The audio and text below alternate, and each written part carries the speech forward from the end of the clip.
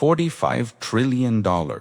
That's 45 trillion, with a T more than the combined GDP of the United States and China today. More than the total value of all publicly traded companies in America. A number so large it's almost incomprehensible. This is how much wealth Britain extracted from India between 1765 and 1938.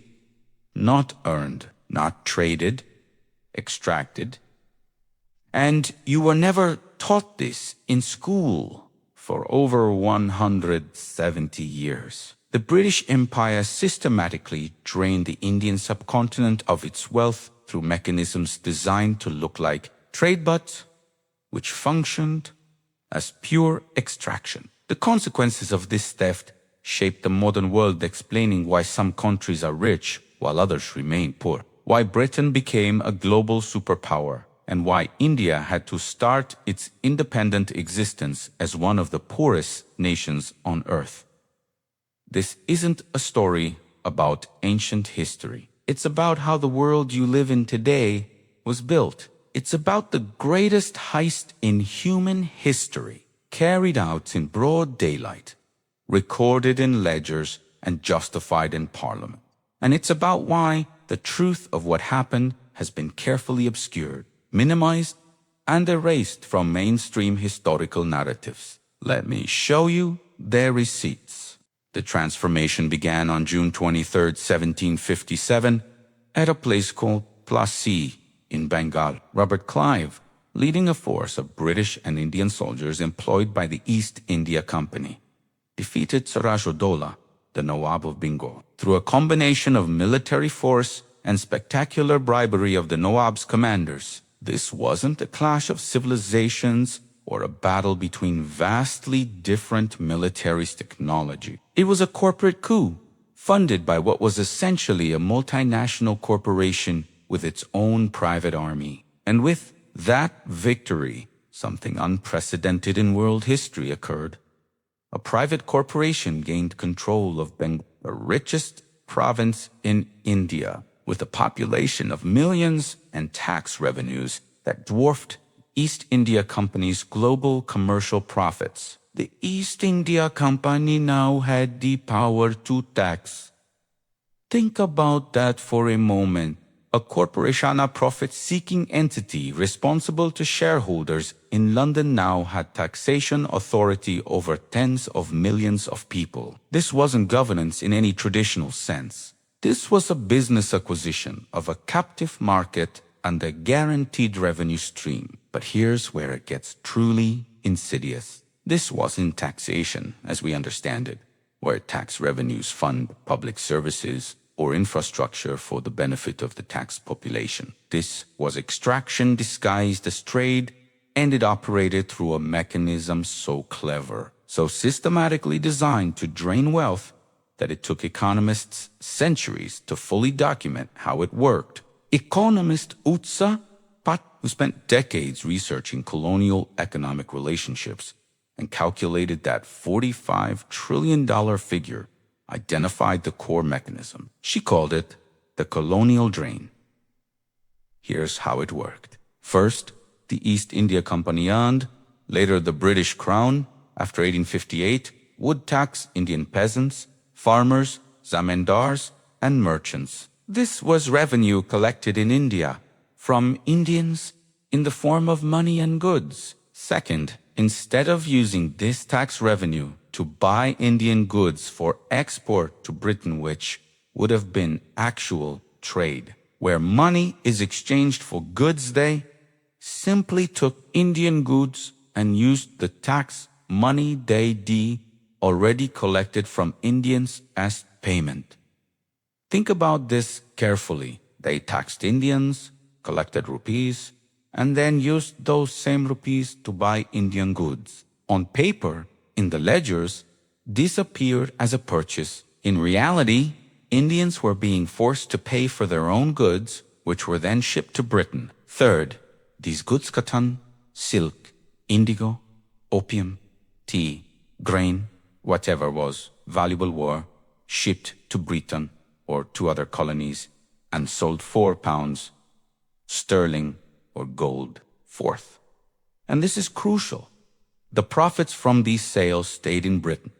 They weren't returned to India. They didn't circulate back into the Indian economy. The entire transaction was a one-way flow of wealth. To make this even more exploitative, Indians were forced to pay for British administration of India, including the salaries of British officials, the cost of British military forces in India, and even the cost of Britain's colonial wars in other parts of Asia.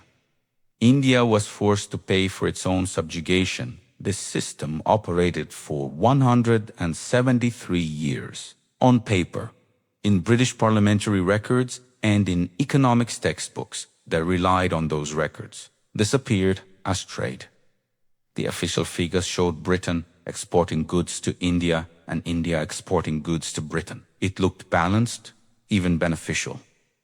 But it wasn't trade, it was accounting fraud on a continental scale. It was systematic theft, laundered through bookkeeping. The extraction didn't stop at this financial mechanism. Britain also systematically deindustrialized India, deliberately destroying the very manufacturing capacity that had made India wealthy. Remember those superior Indian textiles I mentioned? The ones that dominated global markets. Britain couldn't compete with them on quality or price. Indian weavers and spinners produced cloth of extraordinary quality at costs British manufacturers couldn't match.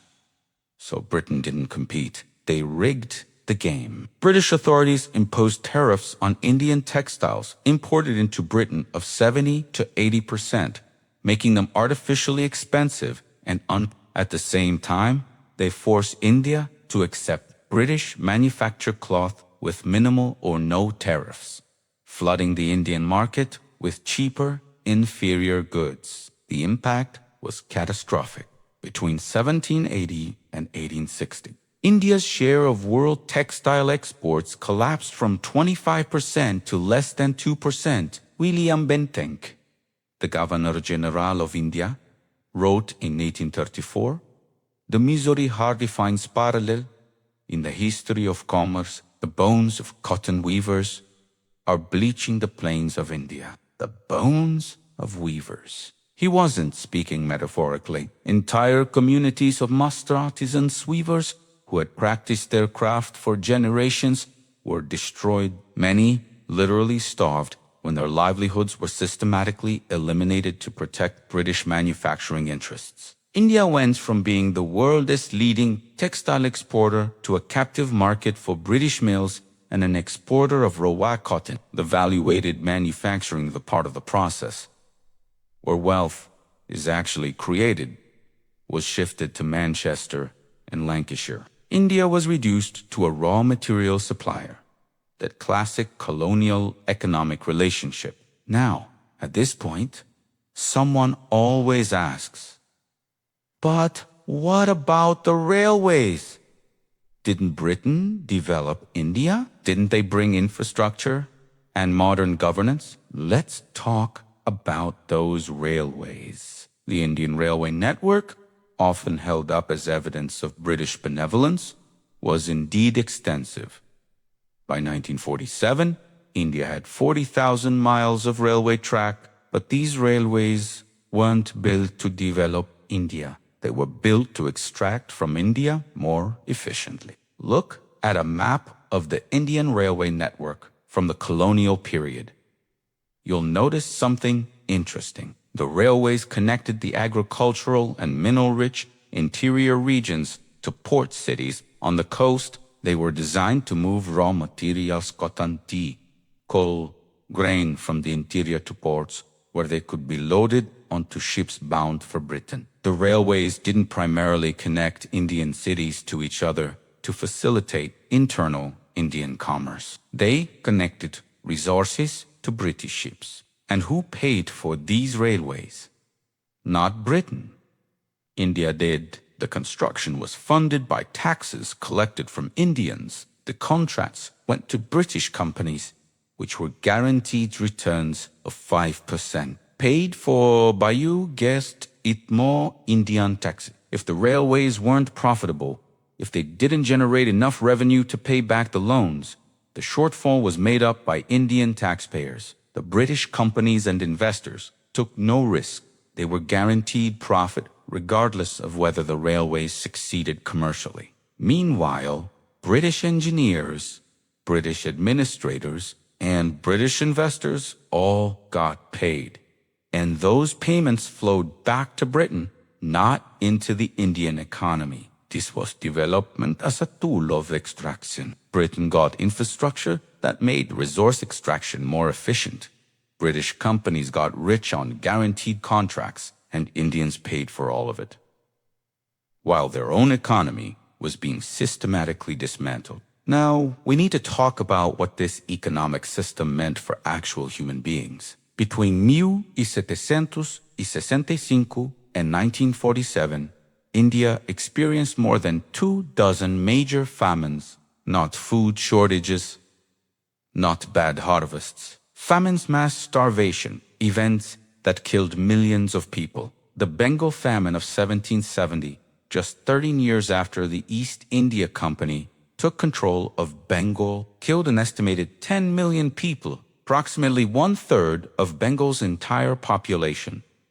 10 million people in a region that had previously experienced relative food security under Mughal administration. What happened? The East India Company, newly in control and eager to maximize tax revenues to pay for its military operations and satisfy shareholders in London, increased the tax burden on peasants. When the rains failed and crops suffered, peasants had no reserves because they'd been taxed beyond their capacity. The company continued to extract taxes even as people starved. And rather than providing relief or reducing the tax burden, company officials prioritized revenue collection. This pattern repeated throughout British rule. The famines of 1876 to 1878 and 1896 to 1902, during the height of the British Raj, killed between 12 and 29 million people. Historian Mike Davis documented these events extensively in his book,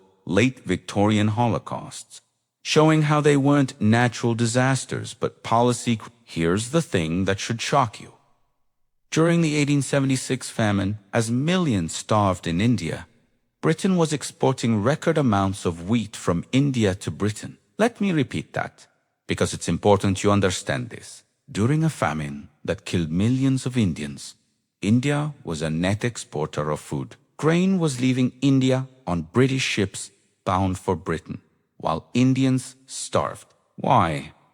Because the British economic system prioritized the export economy, the flow of goods to Britain over the lives of Indians. The invisible hand of the market, unregulated by any moral consideration or governmental intervention, allowed food to be shipped to where it could command higher prices, while those who grew it died of starvation. British officials, when confronted with these famines, often blamed Indians themselves. They claimed Indians were lazy, that they bred irresponsibly, that they were backward and couldn't manage their own affairs. This racist ideology provided moral cover for a system that was actively killing millions. Fast forward to 1943. World War II is raging. The Bengal famine kills an estimated 3 to 4 million people. Winston Churchill, when informed of the crisis and asked to divert food supplies to Bengal, refused. He diverted food to British troops and to stockpiles in Europe, some of which were never even used. Food that sat in warehouses while millions starved. When officials pleaded with Churchill to send aid, he responded by asking, "Why hasn't Gandhi died yet?" When told that people were dying, he blamed the Indians themselves, saying, "They breed like rabbits." These aren't contested quotes. These are documented statements from British archives, from cabinet meeting minutes, from correspondence between officials. British policies during the 1943 famine included continuing to export food from India, refusing offers of aid from other countries and implementing a denial policy that confiscated the rice stocks and boats from coastal Bengal to prevent them from potentially falling into Japanese hands if Japan invaded. This policy created food scarcity and price inflation that made food inaccessible to the poor. Economist Amartya Sen, who won the Nobel Prize in Economics, studied famines extensively and concluded that the 1943 Bengal famine was entirely a result of policy decisions, not food shortage. There was enough food in India, it was distributed away from Bengal and withheld from the starving. Now, consider this.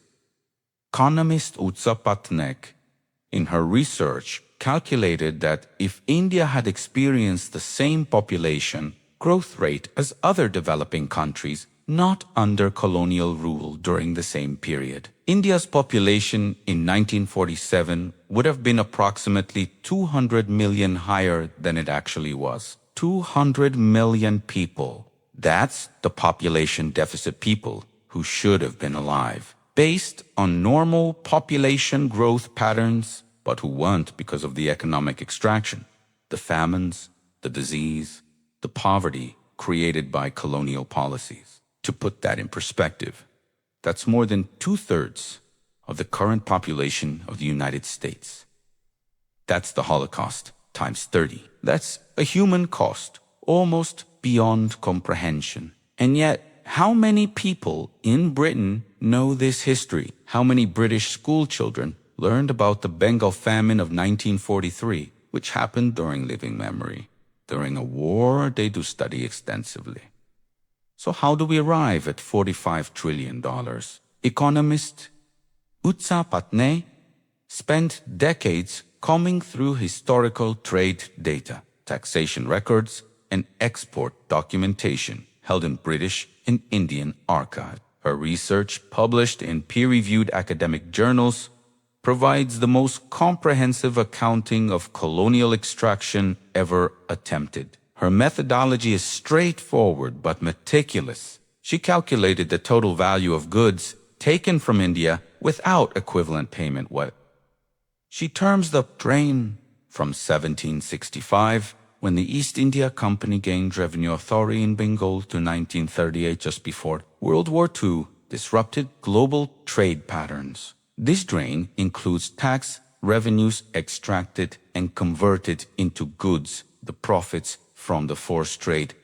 I described earlier the returns on infrastructure that Indians were forced to fund, the salaries of British administrators that were paid by Indian taxes, the cost of the British Indian Army that was paid by Indians to enforce British rule over Indians, and numerous other extractions. She then adjusted this figure for inflation and, crucially, for a compound interest, because this isn't just about the nominal value of goods taken. It is about what that wealth would be worth if it had stayed in India and been invested in India's development, earning returns over time the way wealth compounds. When you account for what economists call the opportunity cost, what India lost by not having that wealth to invest in its own infrastructure, education, industry, and development, the total comes to $44.6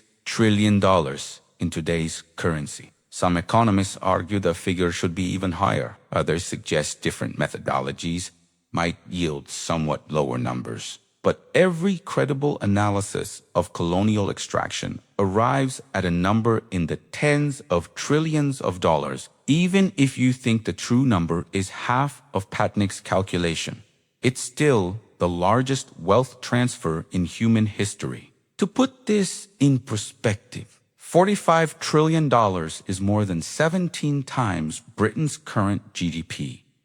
It's nearly double the GDP of the United States, the world's largest economy. It's more than the combined GAT of the 50 poorest countries on Earth. In 1700, India had 23% of world GDP.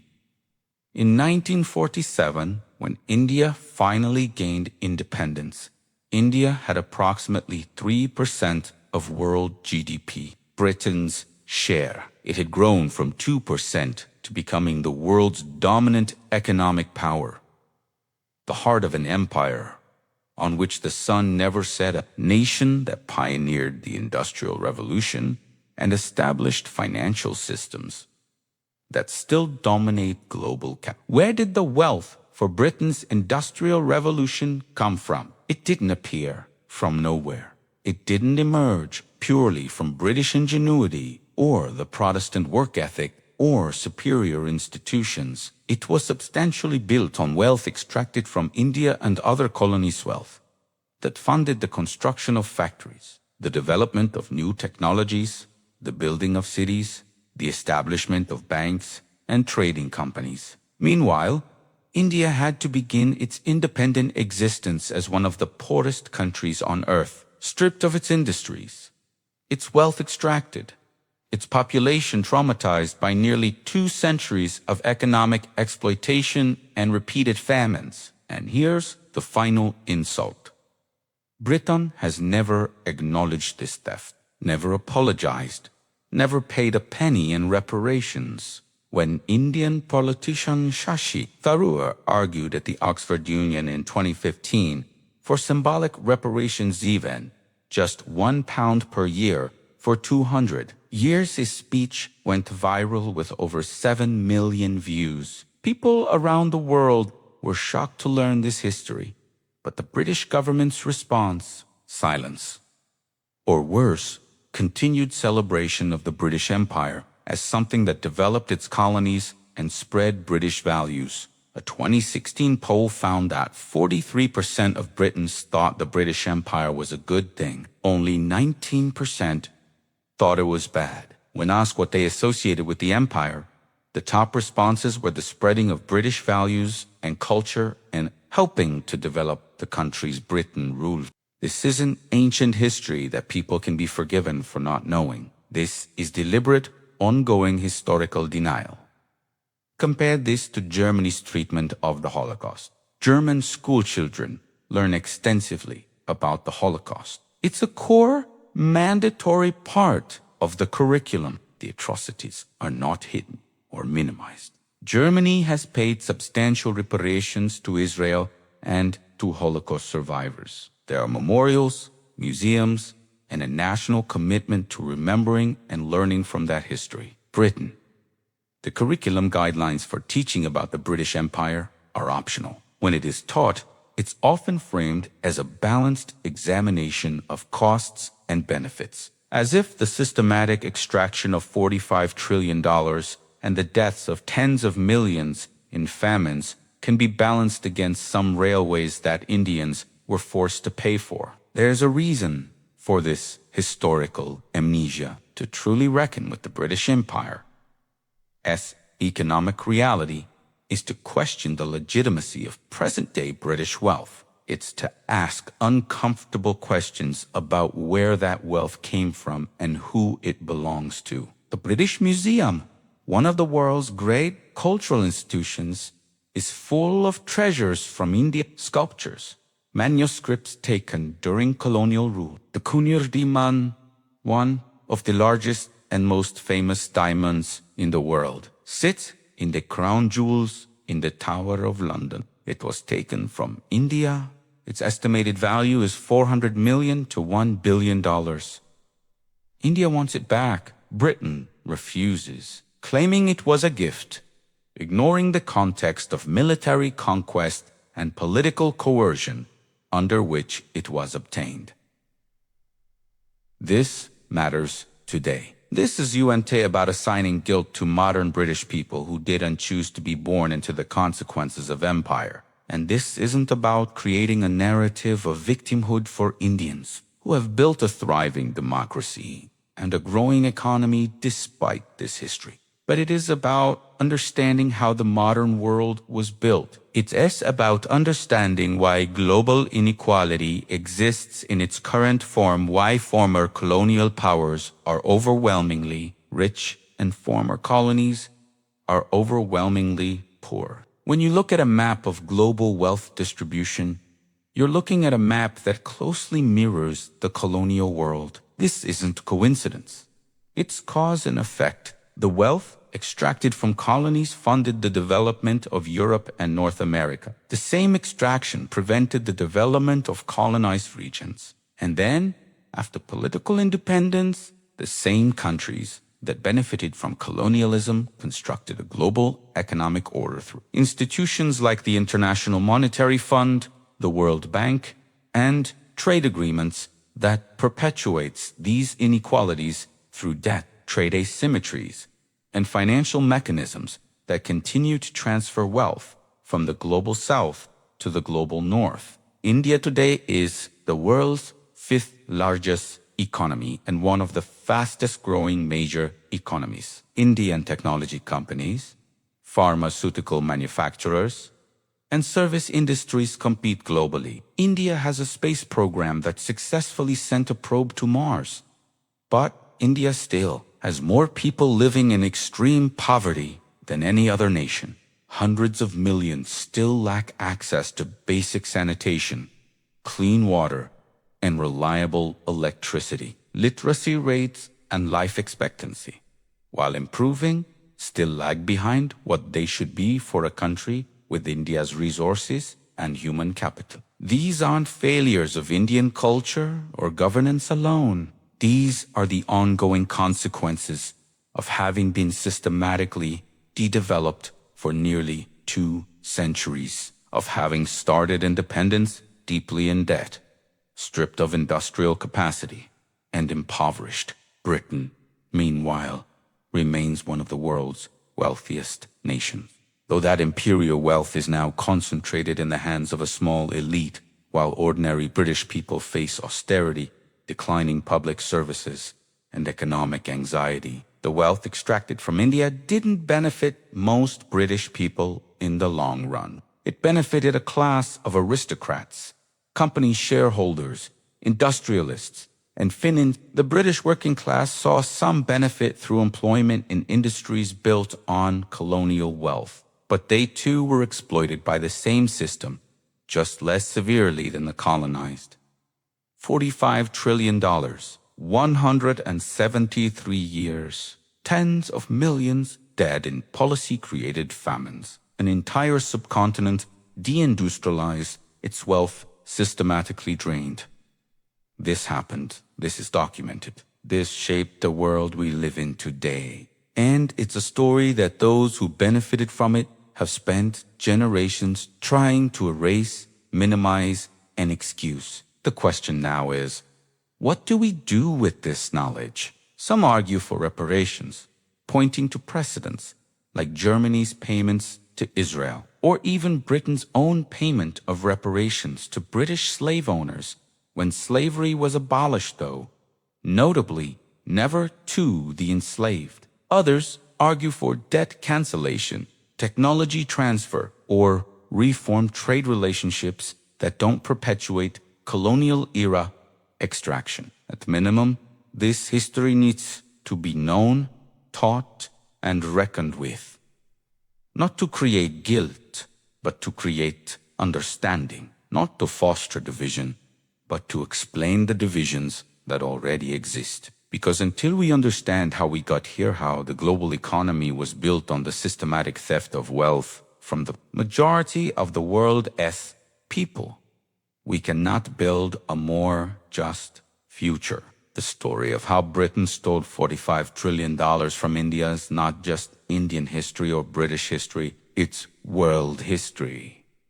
It's economic history. It's the foundation of the modern global order. And now you know what they didn't teach you in school.